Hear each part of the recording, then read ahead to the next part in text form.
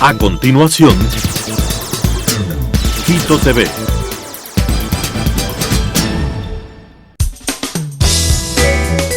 Clasificación A. Apto para todo público.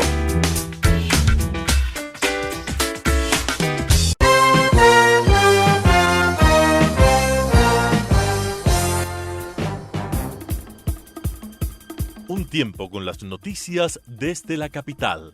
Un tiempo con las noticias de la capital. Quito TV. Un tiempo de noticias en Telesucesos, Canal 29.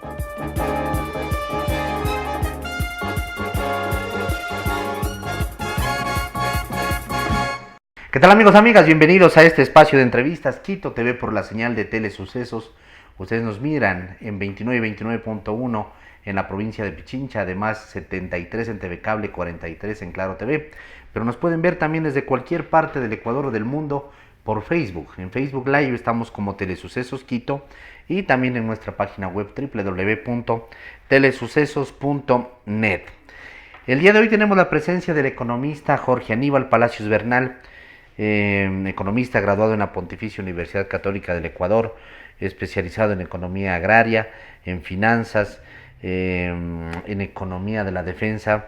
Se ha especializado en mercados financieros internacionales en Orlando, Florida. Es decir, tiene una hoja de vida importante. Ha sido consultor, ha sido asesor de varias instituciones públicas y privadas y desarrolla su vida prácticamente de manera profesional en este momento, independiente, y no está ligado a ningún movimiento, digamos, político al momento, lo que le permite indudablemente llegar de una manera más clara y más diáfana acerca de los temas económicos. ¿Cómo está, economista? Bienvenido.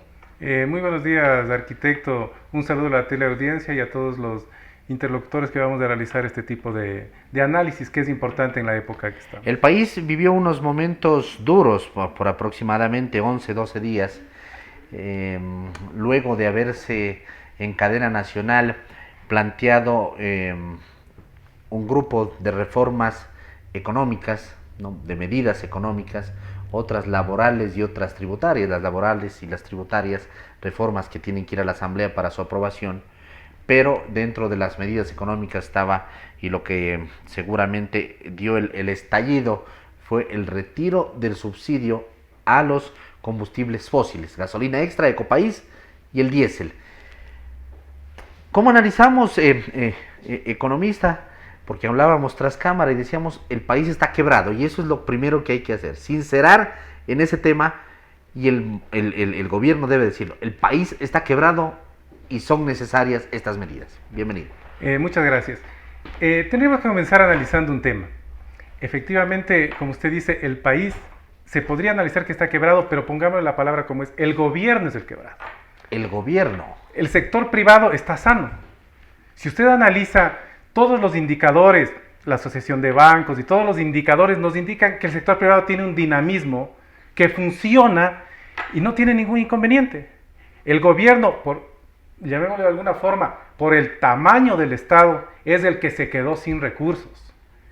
En algún momento, y hay que hablarlo claro, el gobierno anterior creyó que los ingresos era de gastarlos, porque hay que diferenciar el gasto de la inversión. El gobierno anterior gastó, no invirtió.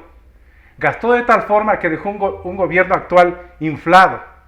Pero como ya no tenemos los ingresos que tuvimos en la década pasada, para este gobierno se hace imposible cumplir con las obligaciones. ¿Esos ingresos venían de dónde? ¿Del petróleo? Los ingresos que se tuvo en la década pasada, década ganada, como lo llaman los del anterior gobierno. Exacto, el problema viene dado de qué habremos ganado, es la pregunta, ¿verdad?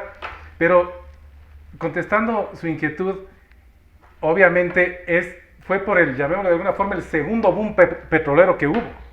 Entonces el segundo boom petrolero le dio la opción, llamémoslo como es, mala suerte para el Ecuador, a un gobierno que no tenía que dárselo.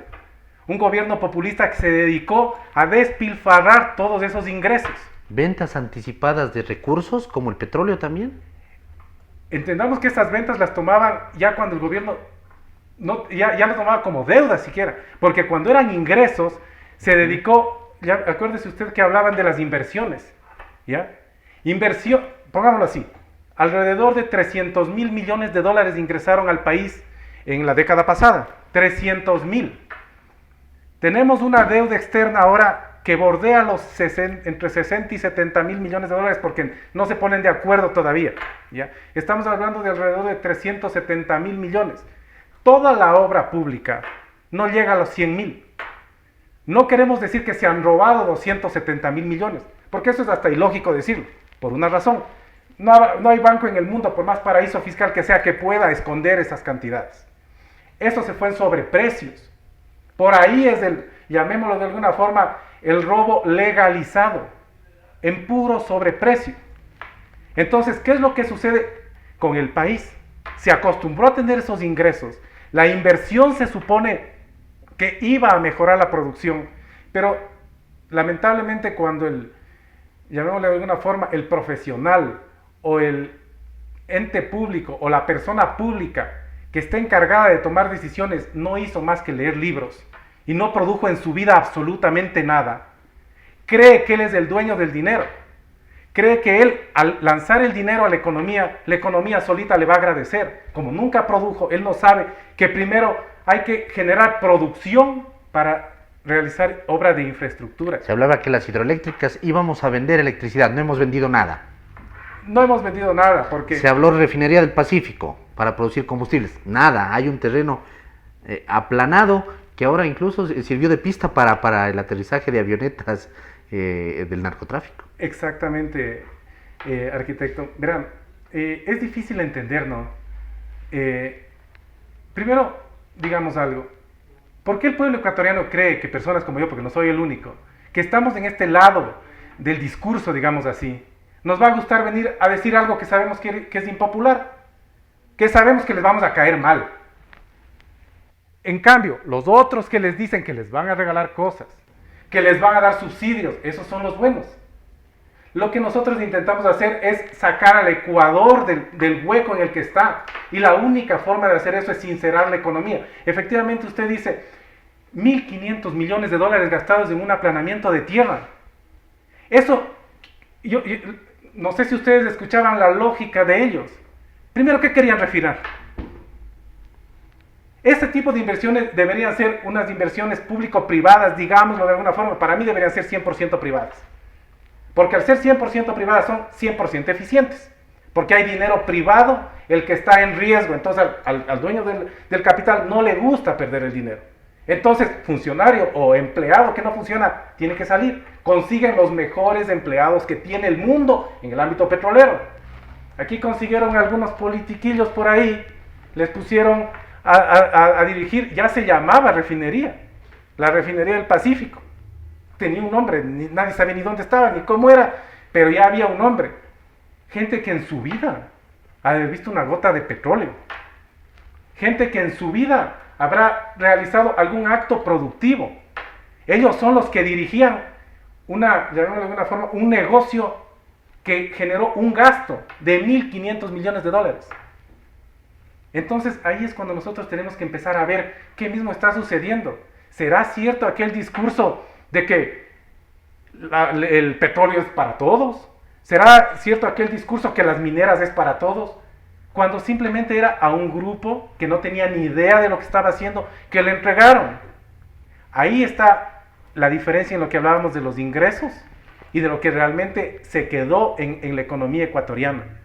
Todos esos sobreprecios. Entonces, a veces yo escuchaba que decían cuáles eran las medidas alternativas. Recuperen lo robado. ¿Cómo se va a recuperar lo robado? Si lo robado está legalmente robado, pues. Está legalmente robado. Legalmente robado, porque si... Con los sobreprecios. Con los sobreprecios. Eso de aplanar un terreno no debe pasar. Puedo equivocarme ya. Pero pongámosle exagerado. 500 millones de dólares aplanar un terreno. La tercera parte. ¿Dónde están los 1.000 millones? No es que agarraron y le dieron al uno, al otro. Simplemente eso, en aplanar, pongámoslo así, 1 kilómetro cuadrado que costaba, digamos, $1 millón, ellos simplemente lo facturaban en 10. Eso se licúa. Entonces, se licúan, es decir, esa diferencia, ¿a dónde va? O sea, ¿cómo se reparte al gran eso? Empresario, pues al gran empresario que eran ellos mismos. pero está facturado, está reportado. Lo que pasa es que, más o menos, el ejemplo, un celular que vale $100, usted va a pagar 1.000. Pues lamentablemente hay la factura de 1.000 y ya ¿para qué paga 1.000? Es la pregunta. Y usted pagó. Exactamente. Entonces, No ¿a puede qué pagó el reclamar. Estado? Exactamente. El Estado lo que pagó es sobreprecios. Se puede juzgar negligencia. Llamémosle corrupción. Corrupción. Llamémosle Así es, No así tiene es. otro nombre, llamémosle corrupción. En esa medida, ¿era necesario este paquete económico que presentó el gobierno de medidas, el retiro del subsidio de los combustibles y otras reformas, la baja de aranceles en ciertos productos? ¿Era necesario? No es que sea necesario, es el único camino. Era obligatorio. Es obligatorio. Verá, para financiar un déficit simplemente hay 3 alternativas. Una, reducir gastos, incrementar ingresos o deuda. No hay más. ¿Ya? Deuda ya no queremos saber nada. Nadie quiere saber nada, pero no nos dejan otra alternativa. ¿Qué más puede hacer el gobierno? Ahora, después de que ya Exacto. el único camino se ha cerrado. El único camino, bajo mi punto de vista, pero yo voy a desarrollar esta idea. Un país, un hogar, pongámosle primero. Un hogar necesita deuda cuando los ingresos de la casa no alcanzan, pues. Pero obviamente no se le va a ocurrir a un padre de familia lanzarse a la deuda para justificar gastos suntuarios o gastos que no son los necesarios para el hogar. Me endeudo en una casa porque necesito. Exactamente. Correcto. ¿Ya? Pero vamos a suponer que nos quedamos sin trabajo, ¿ya? Que no tenemos alternativa. Nos guste o no, tendremos que retroceder. Nos tocará vender esa casa. Porque estamos en época de crisis. No es que quiero vender la casa. No tengo alternativa. Mis hijos tienen que comer. Entonces, ya no hay alternativa. Lo único que podríamos hacer es sincerar la economía. Y la única forma de sincerar la economía es, se podría decir, quitando los subsidios. Los subsidios que en el fondo lo que terminan es haciendo un desbalance en los precios reales de los bienes y servicios de la economía.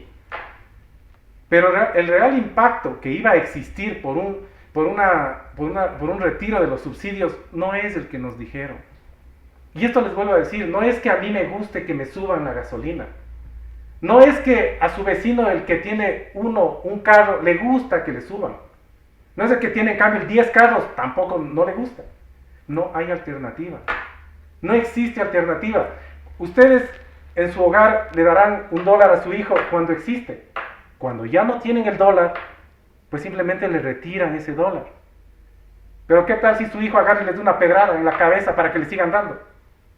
Se volvió un derecho y una obligación que el hijo está exigiendo. Eso es lo que pasó. Pero están exigiendo algo que era, llamémoslo de alguna forma, una generosidad de alguien o del Estado en este momento cuando existía. Y el papá en este caso dijo, bueno hijo, dialoguemos. Cuando hay el tiempo de dialogar, se dialoga. Cuando ya no hay tiempo, lamentablemente hay que tomar decisiones. En toda organización socialmente aceptada, llamémoslo de alguna forma, hay una estructura jerárquica, nos guste o no. Ya. Así funciona la jerarquía. Ponemos a las autoridades a que tomen decisiones. Cuando hay tiempo de consensuar algo en la casa, vamos a decidir que tenemos un vehículo, queremos mejorar el vehículo, nos reunimos y llegamos a un acuerdo, que no este auto, que sí que camioneta, que lo que sea. Llegamos a un acuerdo, ¿ya? Consensuamos, porque hay tiempo de consensuar, hay recursos para consensuar, ¿ya? Tal vez uno de la familia quiere endeudarse más en un mejor carro, tal vez otro sea más mesurado y diga, no, ¿para qué vamos a endeudarnos tanto? Pero se llega a un consenso. Pero vamos a suponer, nuevamente el ejemplo, el papá se queda sin trabajo, le toca hacerse taxista, informal, no le queda alternativa. No se va a poner a preguntar a los hijos, oigan, ¿qué carro me compro para hacerme Uber? No, tiene que hacerlo a la fuerza de las necesidades del hogar. Entonces, con lo poco que tiene, con la deuda que va a sacar, no va a sacar la deuda para irse a bailar, pues. No va a sacar la deuda para ir a hacer fiesta. Está sacando una deuda, está llamémoslo, disminuyendo la calidad de vida de la familia, pero por tener lo básico, porque ya no hay alternativa. y simplemente toma decisiones, porque ya no hay tiempo de consensuar. Yo lo que les puedo advertir es lo siguiente, y nos toca hacerlo. Si no se toman medidas que corrijan todas las distorsiones de la economía, lo que nos espera es algo terrible. Deberían estudiar un poco la historia de Haití. Voy a decirlo de la siguiente manera. La masa monetaria o la oferta monetaria que la llaman o como quieran llamarlo, lo que pasa es que las personas ocupan, ustedes han de ver unos términos, no entienden nada. Les voy a decir, todo el dinero que se mueve en el Ecuador son alrededor de 54 mil millones de dólares. De eso, el déficit es 1.500 millones de dólares. ¿Ya? Entonces, porque ese fue uno de los argumentos, ¿no? Y decían, no es ni el 0.2 que están equivocados porque es el 2%. ¿Ya? Al ser el 2%, dicen no afecta, lo cual parecería súper inteligente. Del que les asesoraba por atrás a los señores del diálogo. Pero lo que no les dicen es que ese 0.2% le afecta al que toma decisiones. O sea, al gobierno. El gobierno es el quebrado, no nosotros, no el sector privado. Pero si quiebra el gobierno, afecta a esos otros 50 mil millones que están por acá. O sea, ese 2% está prácticamente en el Estado. No, es el déficit. Sí, es el déficit. Entonces, por no dejar corregir eso, van a afectar toda la masa monetaria. Ahora ya escucho, y eso es preocupante, porque los grandes analistas, de lado y lado, ¿no? Ya hablan de los patacones. Muchos de los que me están viendo no deben saber ni lo que es el patacón. También se los voy a explicar porque la gente debe saber. El patacón era un documento que se inventó en Argentina en el tiempo de la convertibilidad, que era una paridad fija de $1 por $1. Como ese tipo de cambio era rígido, que no se podía hacer, algunos municipios inventaron ciertos niveles de documentos para pagar al empleado público. Le pagaba en patacones, en patacones, papeles. Exactamente. Se inventaron monedas, no el Estado, sino las prefecturas. ¿Y esos papeles después cómo los intercambiaban en el mercado? Eran aceptados. ¿Al mismo valor o ya, a pesar de ser rígido, ya? No, exactamente. Luego había un descuento pequeño. Pero el grave problema de eso es que destrozaron la convertibilidad. Y ya vemos dónde está Argentina. Porque así comienza. Si el Estado no tiene cómo pagar salarios, porque no tiene ingresos, no lo duden. O sea, 2 más 2 es 4. O sea, la lógica no pide fuerza. Los salarios de ese Estado gigantesco, además de ese aparato burocrático enorme. Sí. Tiene que de alguna forma pagar. Ustedes no quieren pagar la gasolina, pues no paguen. Ya. ¿Qué es lo que va a pasar? El Estado algo se inventará. Porque no tiene alternativa. No es que lo quiera hacer, porque no hay alternativa. El Estado va a entrar en una, llamémosle también, suspensión de pagos, cesación de pagos o como quieran llamarlo. Entramos en un problema de esos. Complicamos toda la economía. La economía sana privada empieza a deteriorarse por un problema fiscal. El problema fiscal que el gobierno actual cometió un error gravísimo. Debió haberlo anunciado apenas cogió el gobierno. Apenas se instaló, debió haber enseñado las cuentas. Porque aquí dicen, 2 años no se ha hecho nada. ¿Y cómo se va a hacer si solo estamos pagando deuda? ¿Cómo se va a hacer si el déficit nunca alcanza? Incluso con un nivel de popularidad que entró cuando se instaló el gobierno, hubiera sido más factible el sincerar y decir, estas son las medidas de hoy en adelante, porque estamos recibiendo de esta manera. Efectivamente, pero entendamos que en un inicio era la misma línea, ¿no? Hay que entender una cosa, y es más, yo no sé afecto a este gobierno ni a Lenín Moreno, pero hay que reconocer lo que hizo. Porque si hubiera ganado la oposición, no se hubiera logrado hacer lo que hizo, no se hubiera descubierto lo que hizo. Primero, entonces, acuérdense que para ellos también habrá sido muy difícil separarse, había muchos afectos, habrán querido tapar de la mejor forma posible, pero era tan escandaloso todo, que hay que reconocer lo que hizo Moreno. Economista, ahora usted ¿qué intuye? Porque ya ha cerrado el único camino del que hablábamos hace un momento. ¿Qué intuye usted? ¿Cuáles son las medidas ahora que va a tomar el gobierno? Han mandado recientemente, ayer creo, esta reforma a la Asamblea. O sea, al ser una reforma que tiene que pasar por todos los procesos legales de, así sea, de carácter debates, urgente, pero sí, es etcétera, carácter, etcétera, asiento por la así es, ley, así asiento es. por la ley. Son recursos que a lo mejor este año no se va a ver. Y esos recursos no es ni más o menos el quitar los subsidios iba a tener unos ingresos de alrededor de unos 1.500 millones de dólares. De los combustibles fósiles ya no se ha hablado nada. No, porque eso lo quieren hacer por decreto seguramente, porque ese tiene potestad del Lo más gobierno. probable es que el diésel se mantenga en el precio y se quite el subsidio de la gasolina extra. Sí, pero eso no les va a ayudar en nada. Eso les digo, esas medidas, Ujú. o sea, aquí ya dejó de ser técnica económica y pasó a ser política. Entonces lo que va a hacer el gobierno, y yo también lo hiciera, y creo que lo hiciera cualquiera, si ya no me quieren apoyar, ya no puedo hacer absolutamente nada, ¿qué debo hacer? Pateo para adelante. Pateo para adelante el problema. Lo que deben estar intentando hacer ahorita, y que no les va a quedar de otra, es seguirse endeudando. Y les va a tocar salir a lo mejor estos dos, este año y el que viene, con deuda, porque ya saben que medidas así no las pueden tomar. ¿Somos sujetos de crédito todavía para que nos presten Sí, dinero? Sí, es que el problema no es ser sujeto o no de crédito, el problema es que el crédito o la deuda, llamémoslo así, se la tiene que pagar algún rato. Pero aquí hay una cosa, es importante endeudarse entre comillas, porque no comparto yo esa parte, pero vamos a ponernos en la teoría. En la teoría dicen que es bueno endeudarse, ¿ya? Pero cuando es bueno, uno se endeuda es para generar bienes de capital o inversión.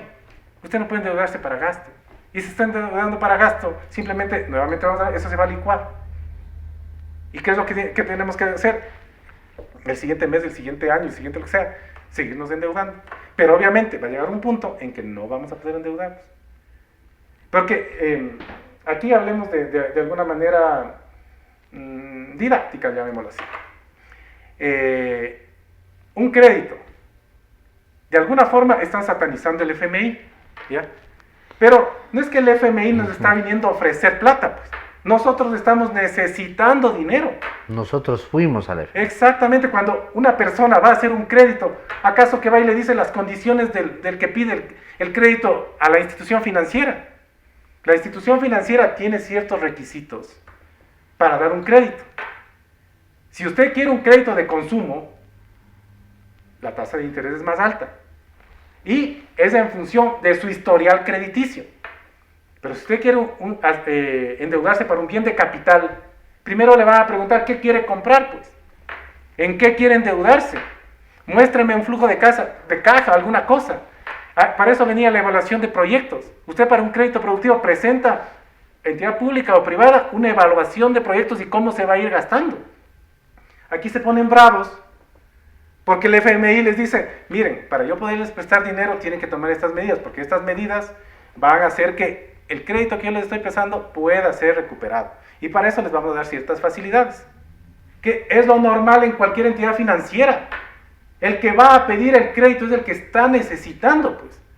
No es que el otro nos está ofreciendo e imponiendo a la fuerza sus condiciones. Es porque no tenemos. Pero ahí viene el problema, que ahí sí se les puede dar entre comillas la razón, pero no porque el uno sea bueno o el otro sea malo. Nuestros gobernantes lo que han hecho es no han utilizado los fondos para desarrollo y crecimiento de la nación o del Ecuador. ¿Se utilizaron en qué? Se utilizan en gasto. En este aparato burocrático, en gasto corriente. En gasto corriente. Entonces, obviamente, nuevamente tenemos necesidad. Entonces, somos un país, llamémonos mal administradores, tenemos cero en administración. Los ejemplos son buenos a veces para graficar. Una familia, por esto de la ideología de género, no importa que sea el esposo o la esposa. Vamos a suponer que el esposo, ya, para que no se enoje. Si no se coge, ¿ya? El esposo pasa 12 meses bailando y bebiendo y despilfarrando dinero con tarjeta de crédito. Y al final del año, agarra y le dice a la esposa, ¿sabes qué? Ahora tú pagas la deuda de mi fiesta. Le deja con la deuda a la esposa. ¿Qué va a hacer esa pobre señora, pues? Si tiene que alimentar hijos.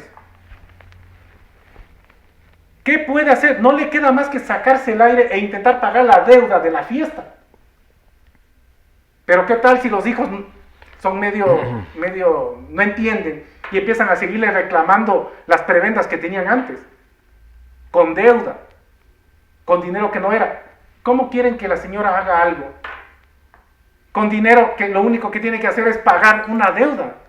Ya no puede comprar el carro, ya no puede llevarse al cine.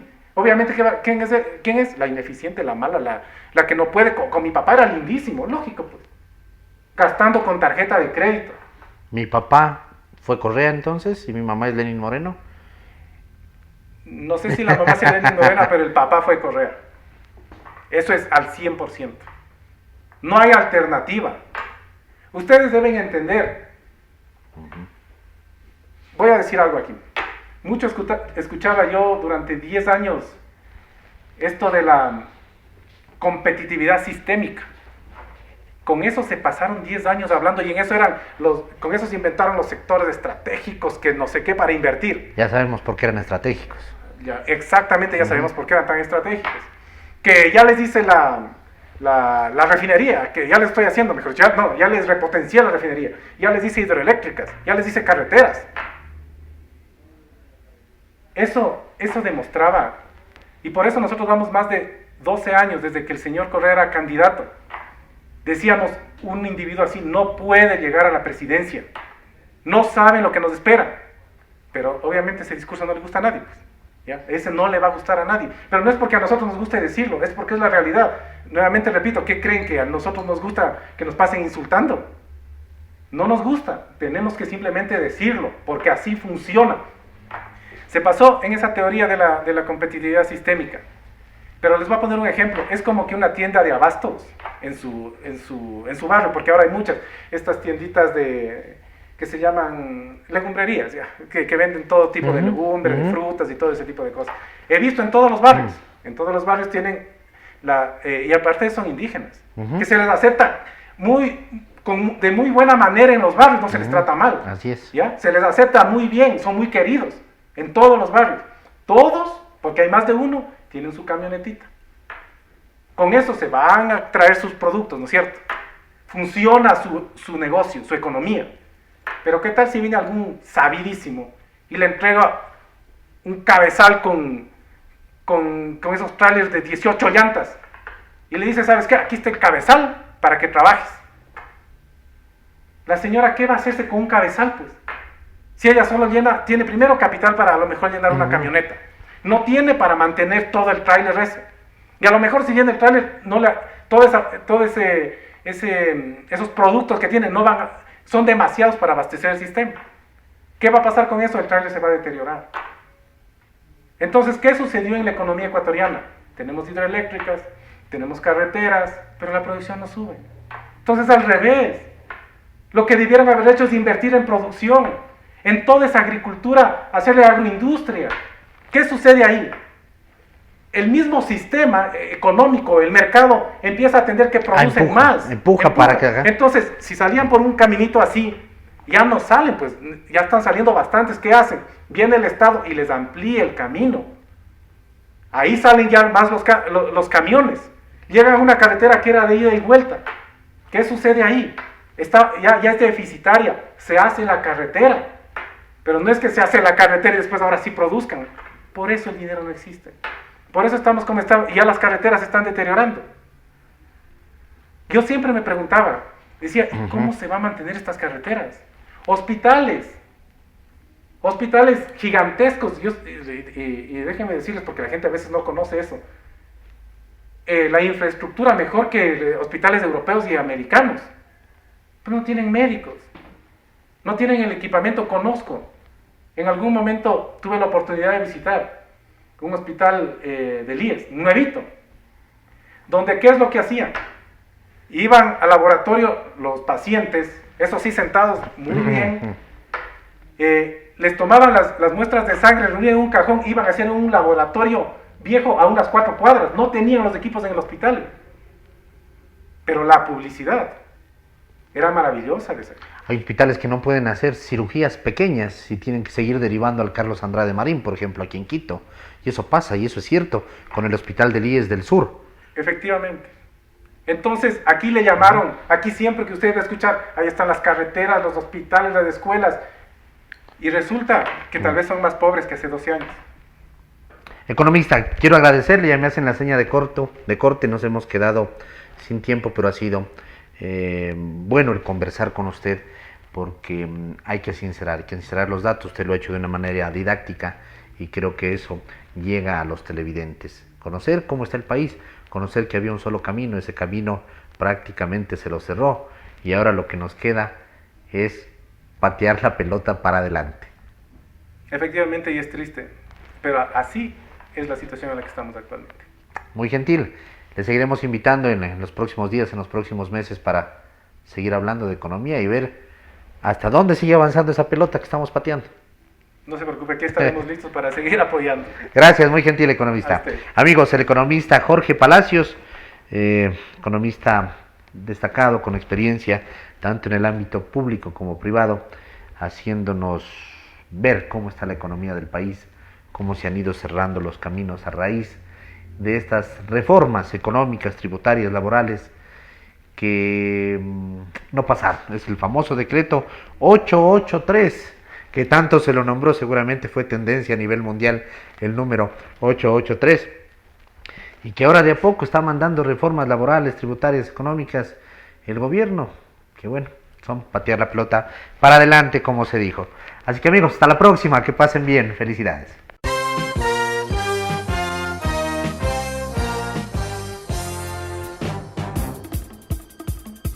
Un tiempo con las noticias desde la capital.